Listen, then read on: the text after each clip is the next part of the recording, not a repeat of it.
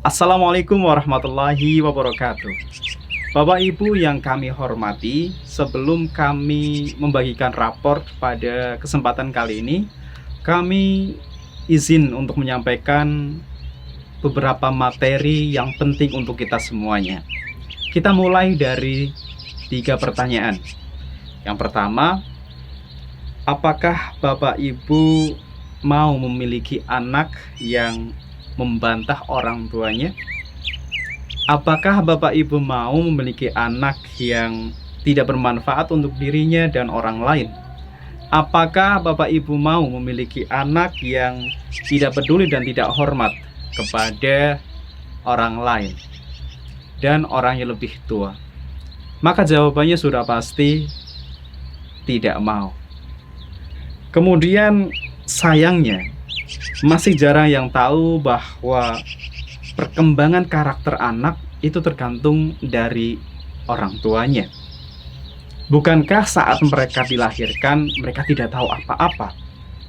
Kemudian dari mereka lahir sampai saat ini, mereka itu diajari dan diberi contoh teladan oleh orang tuanya. Selanjutnya pertanyaannya adalah, kenapa tergantung dengan orang tua? Maka setiap anak itu dilahirkan dalam keadaan fitrah. Maka hanya kedua orang tuanya lah yang akan menjadikannya seorang Yahudi, seorang Nasrani, atau seorang Majusi. Ini adalah hadis sahih riwayat Bukhari. Yang maksudnya adalah ketika anak menjadi Yahudi saja, ketika anak menjadi Nasrani ataupun Majusi, itu adalah tanggung jawab dari orang tua, satu-satunya dan yang paling utama. Maka apalagi sesuatu yang kecil, contohnya berbohong, contohnya tidak disiplin, contohnya sering terlambat, contohnya dan lain-lain. Kemudian ada sebuah contoh, yaitu anak setelah usia remaja dia ada yang mulai merokok. Dia tidak cukup dengan merokok saja, maka dia meminum minuman yang memabukkan. Dia tidak cukup sampai situ, ternyata dia juga mengkonsumsi narkoba. Ya memang, ini adalah salah pergaulan. Tetapi pertanyaannya, siapa yang tidak mengajari konsep pergaulan kepada mereka, kaidah pergaulan kepada mereka? Maka lagi-lagi ini adalah orang tua. Termasuk kami sebagai orang tua di sekolahan. Atau bisa jadi ternyata anak-anak tersebut meniru perilaku dari orang tuanya. Kenapa? Karena yang perlu kita ingat, yang menjadi catatan adalah anak mungkin bukanlah seorang pendengar yang baik, tetapi dia adalah peniru yang ulung. Pertanyaan selanjutnya, mengapa orang tua wajib mendidik anaknya? Bukankah mendidik itu tugas dari sekolahan? Maka Ibnu Qayyim rahimahullah berkata, sebagaimana celaan sebagian orang tua yang dilontarkan kepada anaknya, dan si anak menjawab, sebagaimana saya tidak diajari iman atau dididik waktu kecil, maka saya durhaka kepada kamu saat aku besar, wahai ayah dan ibuku. Sebagaimana saya disia-siakan waktu kecil, maka saya pun menyia-nyiakanmu saat kamu sudah lanjut usia, wahai ayah dan ibuku. Maka kita bisa survei para orang tua yang terlantar,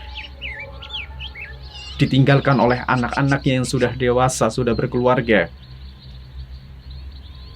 Maka sebagian besar dari mereka sudah pasti karena tidak diajarkan iman kepada mereka.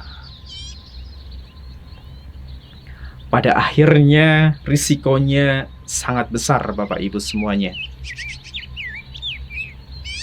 Sebagaimana pada surat At-Tahrim ayat 6 Ya ayyuhalladzina amanu qu anfusikum wa ahlikum naro.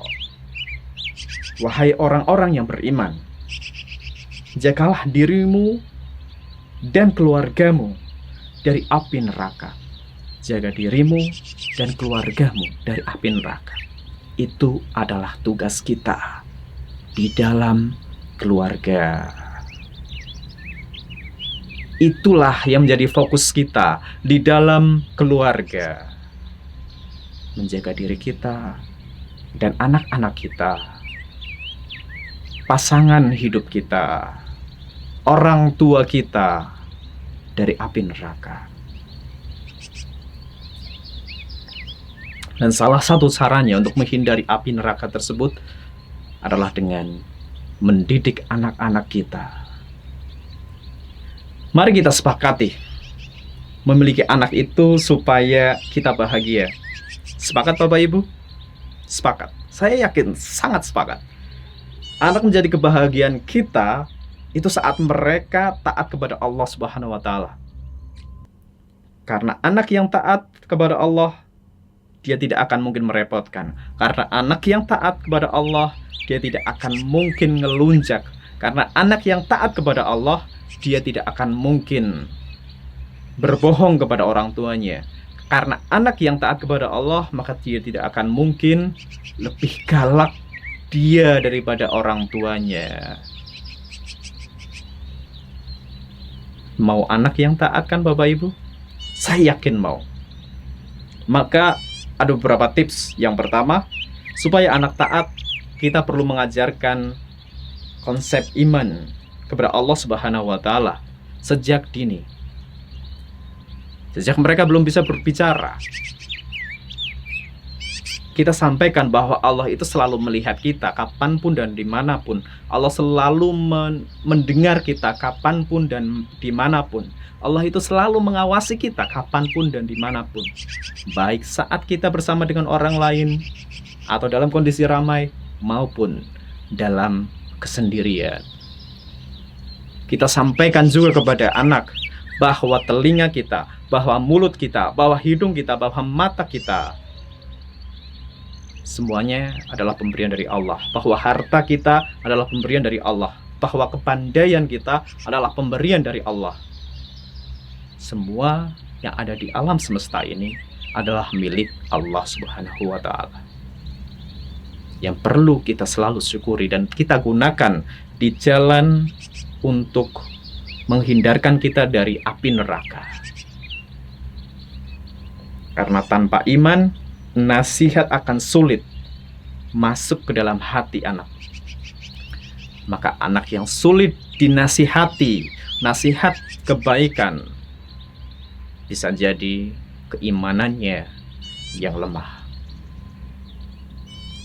Selanjutnya yang kedua, salah satu caranya dengan mengajari anak adab. Adab kepada Allah Ta'ala, yaitu kita beriman seperti tadi. Tips yang pertama. Kemudian adab kepada orang tua, bagaimana berbicara dengan orang tua, bagaimana menghadap orang tua, bagaimana memperlakukan orang tua.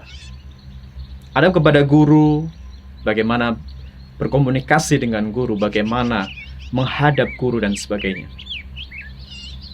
Adab kepada sesama, kepada temannya, apa yang perlu dihindari, apa yang tidak perlu dikatakan kepada temannya dan sebagainya. Walaupun akan cukup sulit, karena pondasi anak seharusnya adalah dibentuk ketika mereka sebelum akil balik, yaitu sebelum mulanya menstruasi bagi yang perempuan. Tips yang ketiga supaya anak taat adalah terapkan aturan bersama dengan anak. Aturan itu dibuat bersama dengan anak. Jadi ada persetujuan dengan anak juga gitu. Karena aturan dibuat itu supaya hidupnya teratur. Kebalikan daripada teratur, antonim daripada teratur adalah berantakan. Apakah kita mau anak kita berantakan atau hidupnya teratur? Maka saya yakin jawabannya adalah teratur.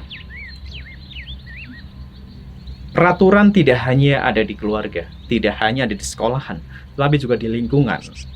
Di kehidupan ini ada aturan yang akan membuat kita bahagia, yang akan membuat kita hidupnya menjadi teratur. Jadi kita tidak perlu menyikapi aturan itu dengan respon yang berlebihan, tetapi kita mencoba untuk menaatinya, karena itu dibuat supaya hidupnya lebih teratur. Tapi kita perlu menentukan aturannya bersama dengan anak. Bagaimana caranya?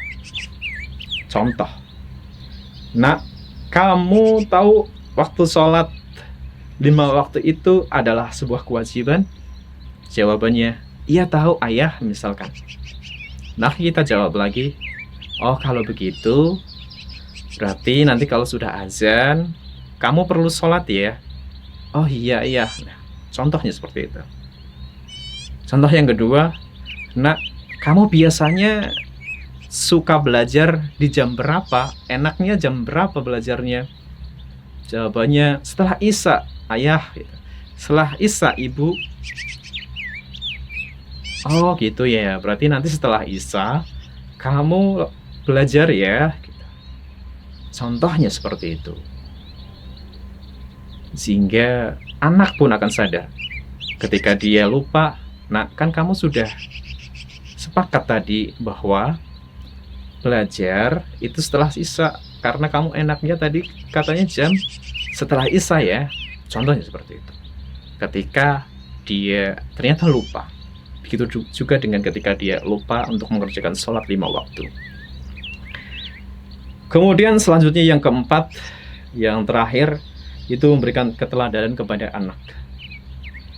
Sebenarnya anak itu tanpa disuruh, ketika dia sering melihat orang tuanya melakukan hal yang serupa, maka dia akan ikut melakukannya. Ketika dia setiap hari melihat orang tuanya, bapaknya, ayahnya pergi ke masjid, pergi ke musola, ketika sudah mendengar azan, maka anaknya pun akan ikut. Anaknya pun akan mengikuti, akan menirukan.